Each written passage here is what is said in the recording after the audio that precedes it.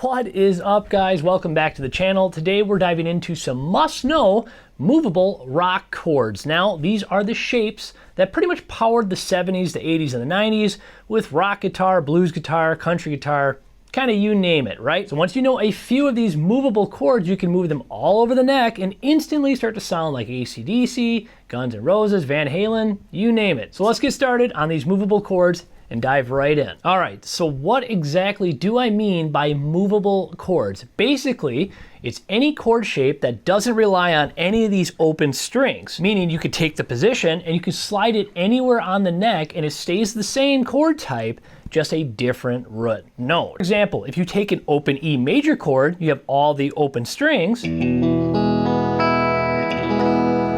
Now, if you wanted to keep that position and move it up the neck, it doesn't sound quite right if you just keep that position, right? The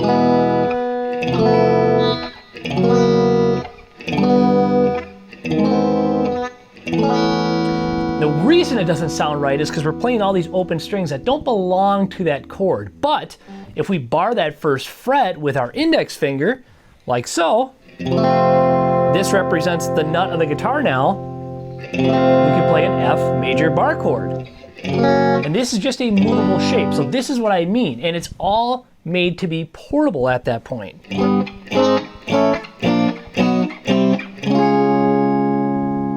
So why don't we start very rudimentary and then work our way up. So let's start with a beginner rock chord, the power chord. The king of rock chord is what I'll call it, because this is used in a lot of songs. It's a very, very easy beginner shape to get your hands wrapped around. So the simplicity of the power chord is played with an index finger and the ring finger. So the index finger will represent the root note. So for this example, let's use the 3rd fret on the low E string, which is our G note. And now if we go 2 frets up and 1 string over, we have a power chord, a G power chord.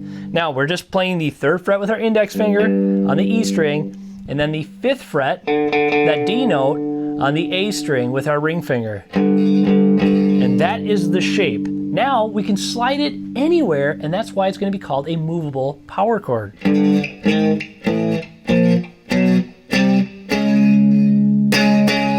So let's just play it in the key of G here, and we're just going to use a couple different power chords to represent a little riff that we can create. So we'll start on the G chord to keep it simple, and then we'll move to the 3rd, then to the 6th, and then back to the 4, and then back to 1. So it's going to sound something like this.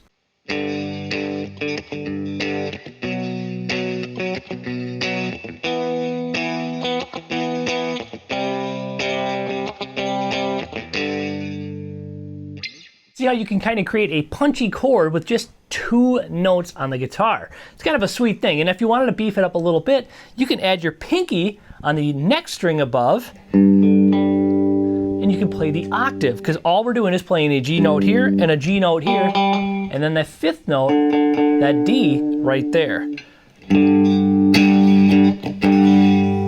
So we can kind of give it a more punchier sound by having that octave in there, and it's up to your discretion if you'd like to use it.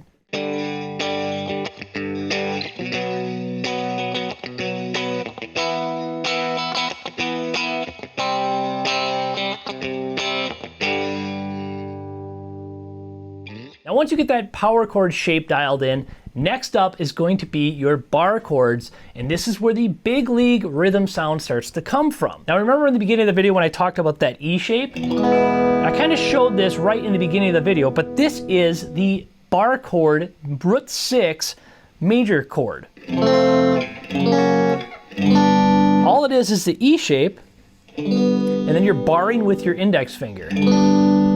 So if you wanted to add that 3rd now to that G power chord, that's what gives it the major or minor feel. So now let's just say we want to take that root 6 bar chord and play on that 3rd fret and make it a G major chord. We're just going to use that actual E shape now, barring on that 3rd fret, and make our G major.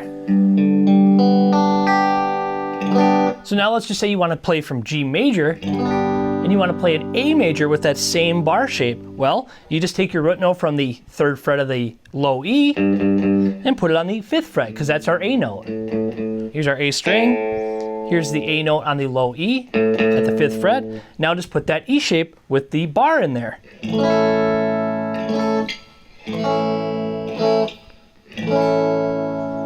Now this shape applies everywhere on the neck as long as you have that shape. So if you want to play a G major like so, then an A major, a B major, a C major, a D major, and that just repeats as long as you have that pattern. Now that we know that the 3rd is a part of this chord, all we have to do is flatten that 3rd, and so remove our middle finger here, and we have a minor chord. So now that little pattern I was doing with the power chords, that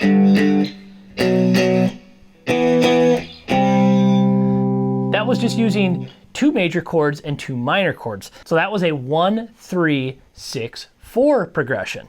So let's just do that with major and minor now. So we're going to start with that G major.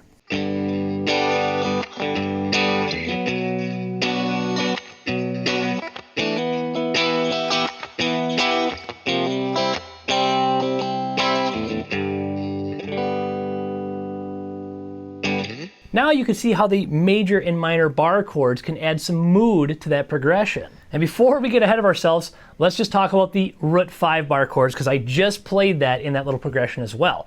And this comes out of the A shape right here. Now, all this is going to be doing is the same thing we did in the root 6, just doing it on a string up, the 5th string. So, for example, let's take the C major. It's going to sound like this. Now all we're doing is playing that A position, but we're barring here, starting on the 3rd fret. Now that same thing we did in the root 6 applies on the root 5 bar chords. So we can play our C major, a D major, an E major, an F major, and you get the hang of it. Now, if we know where our 3rd is, which is right here, and we flatten that 3rd, which looks like an E shape now, it gives us a minor sound. And the same thing applies. You can move that shape everywhere now and you'll have a minor chord. Now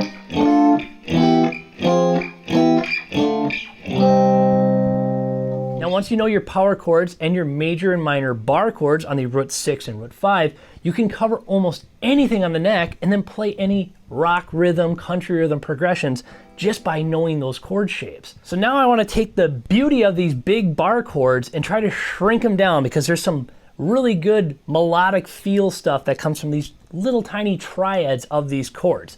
So let's not forget about the small shapes. They're called movable triads, and they happen all over the string sets just in those bar chords. We're just trying to hit the root, 3rd, and the 5th just to get kind of feel out of those 3 notes of the chord. And knowing these triads are actually a killer thing to have in your arsenal for lead rhythm textures. Like when you're kind of playing with a second guitarist or a band, you can really layer some really melodic parts just by knowing the triads of this. So let's just take the G major bar chord, and we can see where the secret weapon of jangly harmonic sounds can come from, okay? Now within this bar chord, we have all these triads. Well, let's say you have a second guitar player playing that G power chord. And now you want to get out of their space, right? Their sonic space in the music, but stay within that G chord of the song and just play something more jangly. Well, now you can play those triads out of that bar chord shape. So for example, you could go.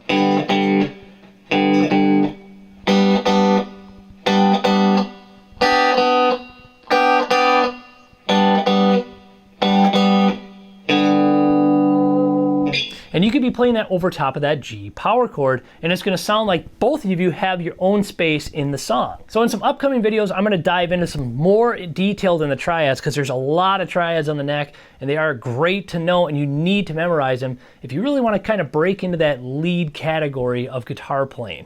However, I just want to play through that little progression, that 1, 3, 6, 4 progression, using some triads, so you can kind of see how this will separate yourself just from those kind of mundane power chord, bar chord positions. So real quickly, I'll put it together one more time with the bar chords, and it sounds like this.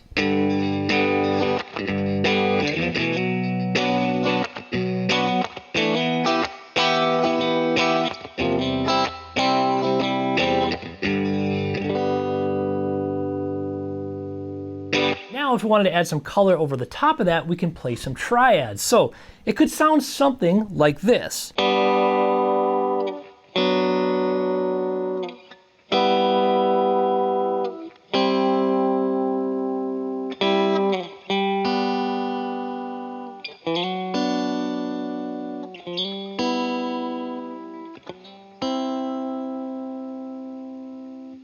And you can see I'm just kind of plucking all those at the same time, and you can slide in, you can add little notes and stuff, and if you know the scales in between, you can kind of start to add some lead things, but it sounds really, really good on top of those chords. You can even do things like picking through those positions, right?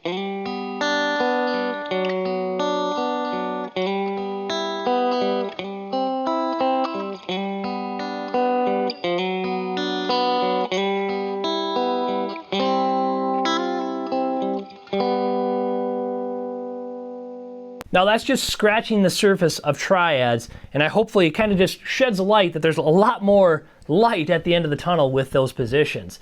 So I'm gonna stop there because we will use the triads and the cage system in another video and go into really, really detailed stuff that's gonna help you unlock a lot more in your playing. But for now, get those basic shapes down, and I'll leave it at that. So your movable rock chords, your bar chords, your power chords, major and minor, and then you have some triads to work on as well. So practice shifting between those things until it starts to feel really smooth, and you'll be able to play 90% of the songs out on the market there today. Hopefully you enjoyed this lesson. Hit the like button, subscribe, drop a comment, and we will see you in some upcoming videos. Thanks for watching.